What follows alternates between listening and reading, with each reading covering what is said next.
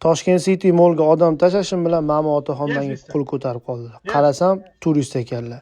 Taksimisan deb so'radilar. Ha, taksiman deyishim bilan reski mashinamga o'tirib oldilar.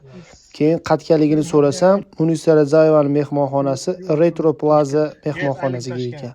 Keyin sekin o'tdan-bo'tdan gaplashib ketdi otaxon bilan.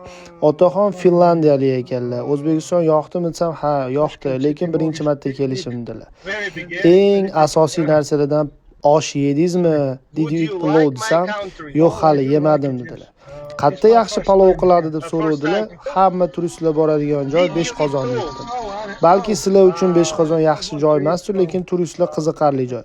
Kommentariyada yozinglarchi, sizlar uchun oshni eng zo'r qayerda qiladi. Keyin gaplashib ketsam, bilasizlarmi, hozir bitta narsa aytaman, hayron qolasizlar. 71 yoshli otaxon ekanlar, finlandiyalik ekanlar.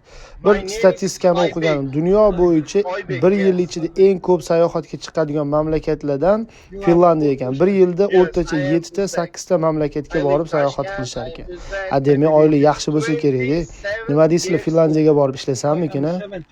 Eng alam qilarli joyi politsiyaskilardan o'tsam, mana shu finlandiyalik tog'ay ham bizani ustimizdan kuldi.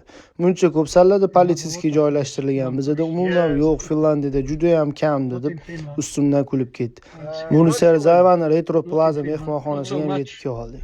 Otaxon ertaga menga aeroportga soat 5 ta taksi kerak dedilar. Yo'q, men soat 5 da uxlayotgan bo'laman dedim. Toshkent Citydan Retro Plaza gastitsasigacha 30 ming so'm pul oldim. Nima deb o'ylaysizlar? Ko'p pul olmadimmi tog'adan? Tog'a bilan dildan suhbatlashib ketdik, lekin 71 yoshda shunaqa quvvatda sayohat qilib yurish hammamizga nasib qilsin.